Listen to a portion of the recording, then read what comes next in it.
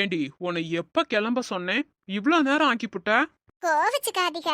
ரொம்ப வருஷம் கழிச்சு என் பிறந்த வீட்டுக்கு போறேன். அதான் கொஞ்சம் மேக்கப் கூடுதலா போட்டேன். நான் நல்லா இருந்தா உங்களுக்கு தானங்க பெருமை. பாரு, லீலா புருஷன் அவன் பொண்டாட்டிய எப்படி வச்சிருக்கான்னு எல்லாரும் உங்களை தாங்க பெருமையா நினைப்பாங்க. சரி போலாமா? ஆட்டோவுக்கு சொல்றேன்னு சொன்னீங்க. வரேன்னு சொல்லிருக்கான். கொஞ்ச நேரம் நில்லு. ஏங்க, நான் நல்லா இருக்கனா? ம். என்னங்க இப்படி மொட்டையா ஓங்குறீங்க? நான் மொட்டைன்னு தெரிஞ்சும் மொட்டையா சொல்லாதீங்கன்னு சொல்ற. என்ன என்ன குத்தி காமிக்கிறியா? அப்படி இல்லங்க, நான் நல்லா இருக்கேனான்னு கேட்டா வெறும் ஊ மட்டும்தான் கொட்டுறீங்க. வாய திறந்து ரெண்டு வார்த்தை சொல்லலாம்ல. சொன்னா என்ன குறைஞ்சா போயிடுவீங்க. நீ நல்லா தாண்டி இருக்க. அப்படியே ராணி மாதிரி இருக்க. என்ன சொன்ன? ராணி மாதிரி இருக்கன்னு சொன்னேன். எதுக்கு இப்ப அடிச்ச? பின்ன அடிக்காம நான் எப்படி இருக்கேன்னு ஒரு வார்த்தை கேட்டா அதுக்கு ராணி மாதிரி இருக்கேன்னு சொல்றேன். அதுல என்ன தப்பு? எத்தனை நாள் அந்த ராணி மேல உனக்கு கண்ணு? ஓ, அவ புருஷே ஓடி போயிட்டான், அதனால நீ ஆதரவு கொடுக்கலாம்னு நினைக்கிறியோ? இல்லடி, நான் அந்த ராணிய சொல்லல. அப்போ இவளை தவிர வேற ஒரு ராணி வேற இருக்காளா? யாரவ?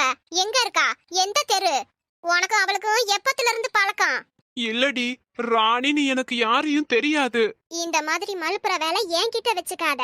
தெரியாதவ பேரு உன் வாயில எப்படியா வரும்? ஏண்டி, ராணி மாதிரி அழகா இருக்கேன்னு தான் சொல்ல வந்தேன்.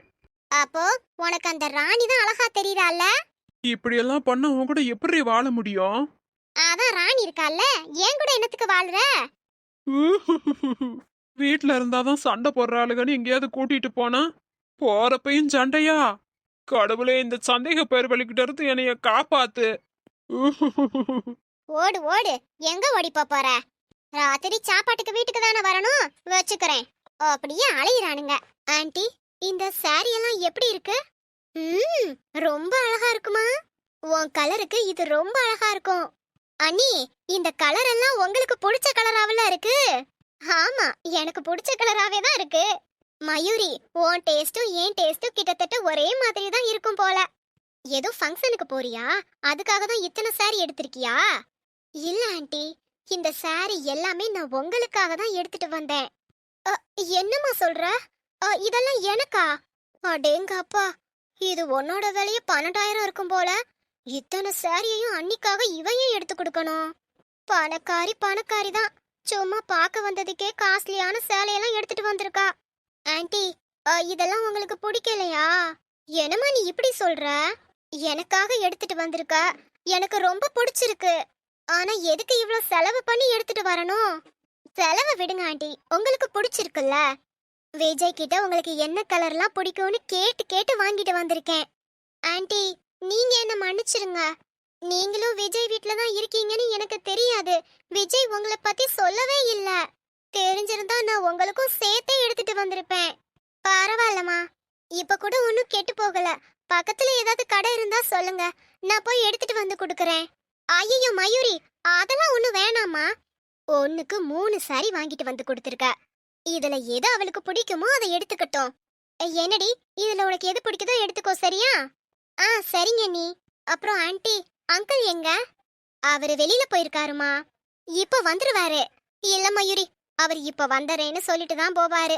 ஆனா வர்றதுக்கு ரொம்ப நேரம் ஆகும். வாக்கிங் போறேன்னு வாக்கிங் பிளேஸ்க்கு போவாரு. அங்க அவர் ஃப்ரெண்டு கூட உட்காந்து பேசிட்டு ஏதாவது வாங்கி சாப்பிட்டு ரொம்ப நேரம் கழிச்சு தான் வருவாரு. அது என்னமோ தெரியல, ஆம்பளைகளுக்கு வீட்ல இருக்கிறதே பிடிக்க மாட்டேங்குது. வேலை வெட்டி இல்லைன்னா கூட வெளியில போகணும்னு தான் நினைக்கிறாங்க. என்னத்த சொல்ல. சரிங்க ஆண்டி, அவரு பொறுமையா வரட்டும். இந்த வாட்சை நான் அங்கிளுக்காக வாங்கியிருக்கேன், அவர்கிட்ட கொடுத்துருங்க. எதுக்கு மயூரி? புடிங்க ஆண்டி, ரொம்ப வருஷம் கழிச்சு உங்களை பார்க்க வந்திருக்கேன். வெறும் கையோட வரக்கூடாதுன்னு தான் இதெல்லாம் வாங்கிட்டு வந்திருக்கேன். நான் ஆசையோட வாங்கிட்டு வந்ததை ஏத்துக்கோங்க. சரி, நான் அவசியம் கொடுத்துட்றேன். உங்க சாப்பாடு ரொம்ப பிரமாதமா இருந்தது. சிம்பிளா இருந்தாலும் அமிர்த மாதிரி இருந்தது. உங்க சாப்பாட்டுக்காகவே இங்க தங்கணும்னு ஆசையா இருக்கு. ஆனா என்ன பண்றது, நான் இப்போ கிளம்பணும். அதுக்குள்ளயா? என்னம்மா அதுக்குள்ள கிளம்புறேங்கிற?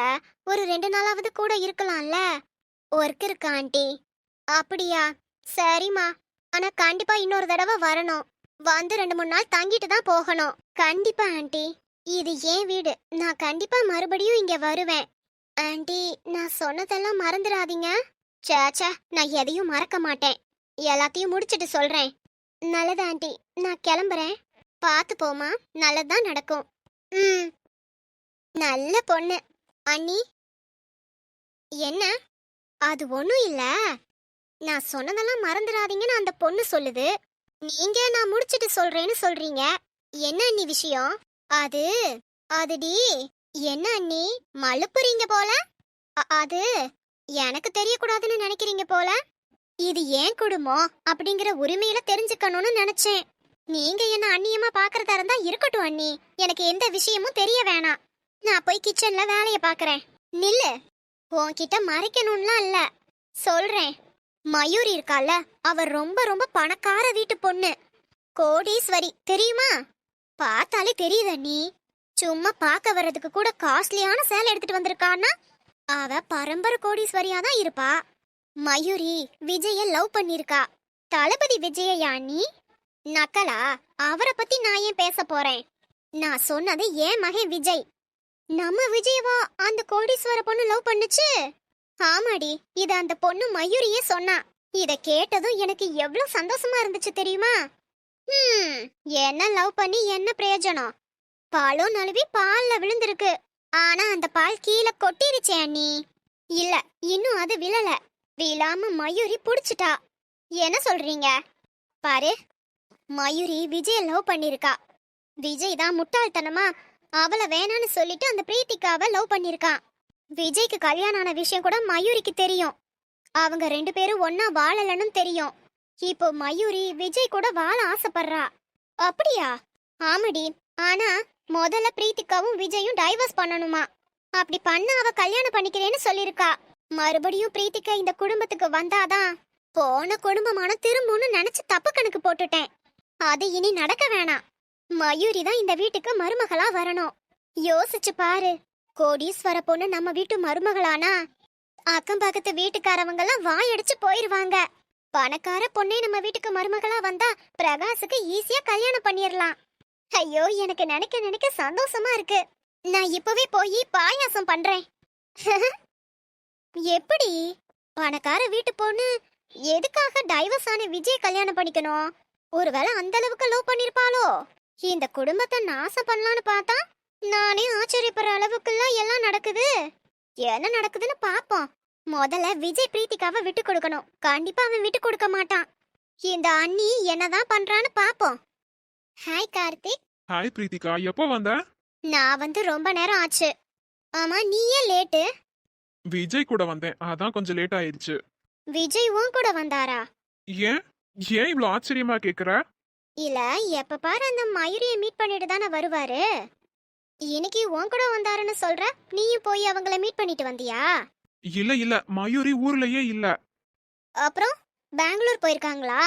பெங்களூருக்கெல்லாம் இல்ல, விஜய் ஊருக்கு போயிருக்கா. அங்க எதுக்கு? விஜயோட அம்மாவையும் அப்பாவையும் பாக்குறதுக்கு தான். அவங்கள பார்த்து ரொம்ப நாள் ஆச்சு, அதான் போய் பார்த்துட்டு வரேன்னு சொல்லிட்டு போனா. இல்ல, மயூரி சும்மாலாம் போயிருக்க மாட்டா. நிச்சயம் ஏதோ ஒரு காரணம் இருக்கும். ஆனா அது என்னவா இருக்கும்? என்ன பிரீத்திகா? ஒன்னும் இல்ல கார்த்திக். ஹாய் விஜய். ஹாய் பிரீத்திகா. 2 பேரும் இப்பதான் பேச ஆரம்பிக்கிறாங்களா? சரி, நாம இதுக்கு இங்க நின்னுக்கிட்டு. விஜய், இரு வர்றேன். போன மறந்து வச்சுட்டேன், எடுத்துட்டு வந்துடுறேன். போடா போ. ரொம்ப குஷியோ? சீக்கிரம் போடா டேய். நடக்கட்டும் நடக்கட்டும், இருக்கு. விஜய், ரொம்ப தேங்க்ஸ். எதுக்கு? அன்னைக்கு மயூரியோட பர்த்டே பார்ட்டில நான் தான் ரிங் எடுத்திருப்பேன்னு மயூரி ஸ்ட்ராங்கா சொன்னாங்க. ஆனா நீங்க என்ன நம்பினதுக்கு ரொம்ப தேங்க்ஸ். பிரீத்திகா, நான் எப்பவுமே உனக்கு சப்போர்ட்டா தான் இருப்பேன். என்ன நீ முழுசா நம்பலாம். தேங்க்ஸ் விஜய். சரி, நான் போறேன். டைம் ஆயிடுச்சு. எஸ். என்ன விஜய், பிரீத்திகா பேசிட்டா போல. ரொம்ப நாள் கழிச்சு இன்னைக்கு தான் என்கிட்ட பேசியிருக்கா. அதுவும் பல மாசம் கழிச்சு சிரிச்ச முகத்தோட பேசியிருக்கா. அவ்வளோ சந்தோஷமா இருக்குடா. எனக்கு கிடைச்சிருவாடா அவ. நம்பிக்கை இருக்கு. ஆமா, எனக்கும் அப்படிதான் தோணுது. ஆனா இருந்தாலும் இப்போ அவகிட்ட லைஃப பத்தி எந்த டாபிக்கும் பேசாத. கொஞ்ச நாள் போட்டோம், அதுக்கப்புறம் சேர்ந்து வாழ்றத பத்தி பேசு. ஓகேடா, இப்போ பேச மாட்டேன். ஆனா அவளே வந்து என் கூட சேருவா பாரேன்